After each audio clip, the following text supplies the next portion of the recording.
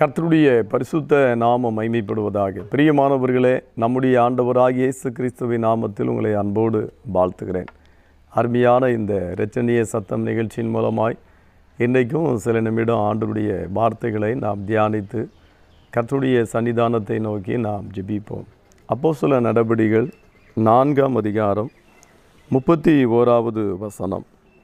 அவர்கள் ஜெபம் பண்ணின போது அவர்கள் கூடியிருந்த இடம் அசைந்தது.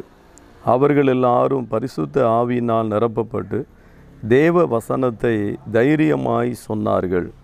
இந்த வசனத்தின் மூலமாக நாம் தேவனுடைய கிரியைகளை பார்க்கிறோம். ஆண்டவருடைய சன்னிதானத்திலே அருமையான ஆதி திருச்சபை தேவ பிள்ளைகள் எல்லாரும் இணைந்து ஒரு மனதோடு தேவனை நோக்கி ஜெபிக்கிறார்கள். எதற்காக ஜெபிக்கிறார்கள் என்பதை இந்த வசனத்தின் முந்தின வசனங்களை நம்ம பார்த்தோம்னா, அன்றைக்கு இருந்த ஊழியக்காரர்கள் பயமுறுத்தப்பட்டார்கள். இயேசு கிறிஸ்துவின் வார்த்தைகளை, அவருடைய நாமத்தை நீங்கள் மற்றவர்களிடத்தில் பேசக்கூடாது என்று அவர்கள் பயமுறுத்தப்பட்டிருந்தார்கள். இப்போ இந்த பயமுறுத்துதல் நிமித்தம் அங்கிருந்த தெய்வ பிள்ளைகள் சபையாய் கூடி ஆண்டவரை நோக்கி ஜெபம் பண்ணுகிறார்கள். பாருங்கள், இந்த காலத்திலும் கூட நிறைய இடங்களில் கர்த்தருடைய ஊழியக்காரர்கள் பயமுறுத்தப்படுகிறார்கள், அடிக்கப்படுகிறார்கள், துன்பப்படுத்தப்படுகிறார்கள், அவமதிக்கப்படுகிறார்கள், இழிவாக பேசப்படுகிறார்கள். அதே போல் ஆதி திருச்சபையிலையும் இந்த மாதிரியான சூழ்நிலைகளை இந்த வேத பகுதி மூலமாய் நம்ம பார்க்கிறோம். பொதுவாய் கிறிஸ்தவத்தை எதிர்க்கிற ஒரு கூட்ட ஜனங்கள் உலகத்தில் எப்போதும் இந்த நாள் வரைக்கும் இருக்கிறதை நம்ம பார்க்கிறோம். பல இடங்களில் இந்த மாதிரியான சம்பவங்கள் நடக்கு. இப்போ எருசலேமிலும் இப்படிப்பட்ட ஒரு பயமுறுத்தின அந்த சம்பவம் நடந்தபோது சீசர்கள் எல்லாரும் தேவனை நோக்கி ஊக்கத்தோடையே ஒரு மனதோடையே போராடி ஜெபம் பண்ணுகிறார்கள். அப்போ அந்த ஜெப நேரத்தில் பரிசுத்த ஆவியானவர் அவர்கள் மேல் வந்து அவர்களை நிரப்புகிறார். அதுதான் இங்கே நம்ம பார்க்கிறோம். அவர்கள் எல்லாரும் ஜெபம் பண்ணும்போது கூடியிருந்த இடம் அசையத்தக்கதாக அவர்களை தேவன் தம்முடைய ஆவியின் வல்லமையினால் நிரப்புகிறார். பரிசுத்த ஆவியானவர் இறங்கும்போது ஒரு மாற்றம் உண்டாகிறதை நம்ம பார்க்கிறோம். நம்ம எல்லாம் சாதாரணமாக ஜெபிக்கிற நிறைய தெய்வ பிள்ளைகள் இருக்காங்க.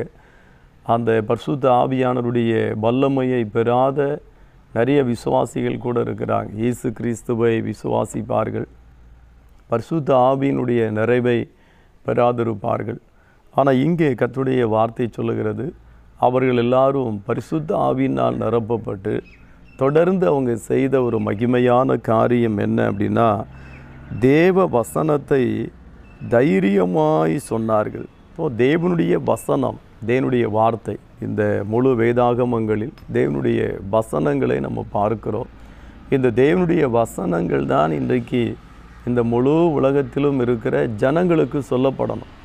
ஒருவேளை இந்திய தேசத்தில் இன்றைக்கு ஏறக்குறைய 143 கோடி ஜனங்கள் இருக்கிறார்கள் என்றால், அந்த 143 கோடி ஜனங்களுக்குமே இந்த தேவனுடைய வசனம் சொல்லப்படணும். இன்றைக்கு எதையோ நம்ம சொல்லிக்கொண்டே இருக்கிறோம்.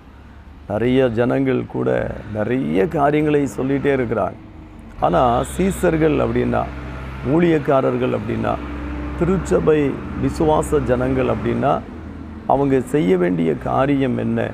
தேவனுடைய வசனத்தை சொல்லணும். இப்போ நான் தேவனுடைய வசனத்தை சொல்லுகிறேன், நீங்கள் இதை கேட்டு மற்றவர்களுக்கு இந்த வசனத்தை சொல்லுகிறது. இப்படி உலகம் முழுவதும் இருக்கிற ஜனங்களுக்கு சொல்லப்பட வேண்டியது தேவனுடைய வசனம். இப்போ வசனத்தை சொல்லுகிற ஊழியக்காரர்கள் இன்றைக்கு உலகத்தில் கோடிக்கணக்கான பேர் இருக்கிறார்கள். இது பெருகி கொண்டே போகணும். தேவனுடைய வசனத்தை தைரியமாய் சொல்லக்கூடியவர்கள் பெருகி கொண்டே போகணும். அப்போ பரிசுத்த ஆவியானவர் தான் அந்த காரியத்தை செய்கிறார். இப்போ பாருங்கள், சீசர்கள் கூட யூதர்களுக்கு பயந்ததினால் கர்த்தருடைய வார்த்தையை சொல்ல முடியாதவர்களாய் காணப்பட்டார்கள். பேதுரு கூட இயேசு கிறிஸ்துவை குறித்து மறுதலிக்கிறவராய் காணப்பட்டார். ஆனால் பரிசுத்த ஆவியானவர் அப்போஸ்தலர் 2ஆம் அதிகாரத்தில் அவர்கள் மேலே இறங்கின பிறகு தைரியமாய் சுவிசேஷத்தை சொன்னார்கள். அப்போ சபை வளர்ச்சி அடைகிறது. மறுபடியும் அவர்கள் பயமுறுத்தப்படுகிறார்கள். மறுபடியும் அவர்களை பயமுறுத்துகிற போது மறுபடியும் அவர்கள் ஜெபிக்கிறார்கள், மறுபடியும் பரிசுத்த ஆவியின் வல்லமையினால் நிரப்பப்படுகிறார்கள், தேவ வசனத்தை தைரியமாய் சொல்லுகிறார்கள். ஏன் தேவனுடைய வசனத்தை நம்ம சொல்லணும்? அதற்காக ஏன் கர்த்தருடைய ஆவியானவர் ஆதி திருச்சபை தேவ பிள்ளைகளை பலப்படுத்தினார் அப்படின்னா, சத்தியத்தை அறிவீர்கள், சத்தியம் உங்களை விடுதலை ஆக்கும் என்று ஆண்டவராய் இயேசு கிறிஸ்துவானவர் தம்மை சூழ நின்ற அந்த யூத ஜனங்களை பார்த்து பேசுகிறதை யோவான் சுவிசேஷத்தில் 8ஆம் அதிகாரத்தில் 32ஆம் வசனத்தில் நம்ம பார்க்கிறோம். சத்தியத்தையும் அறிவீர்கள், சத்தியம் உங்களை விடுதலையாக்கும் என்றார். இப்போ சத்தியம் அப்படின்னா தேவனுடைய வசனங்கள், இதுதான் சத்தியம், இதுதான் நிறைவேறும். இந்த வசனங்கள் நம்ம இருதயத்திற்குள்ளே வரும்போது நம்முடைய வாழ்க்கை மாறும். அதை குறித்து அப்போஸ்தலனாகிய பரிசுத்த பேதுரு சொல்லும்போது, அழிவில்லாத வித்தாகிய தேவ வசனத்தை கொண்டு மறுபடியும் ஜெனிப்பிக்கப்பட்டீர்களே அப்படின்னு சொல்கிறார். அப்போது இந்த சத்திய வார்த்தைகள், இந்த தேவனுடைய வார்த்தைகள், தேவனை குறித்த வார்த்தைகள், தேவன் சொல்லிய வார்த்தைகள் இன்றைக்கு உலக ஜனங்களுக்குள்ளே கொண்டு போகப்படணும். அதனால தான் தேவன் தம்முடைய ஆவியினால் தம்முடைய பிள்ளைகளை நிரப்பி பலப்படுத்தி அவர்கள் தைரியமாய் தேவனுடைய வசனத்தை சொல்லக்கூடிய ஒரு தன்மை உடையவர்களாக அவர்களை மாற்றுகிறார். இது ரொம்ப அவசியமான ஒரு காரியம்.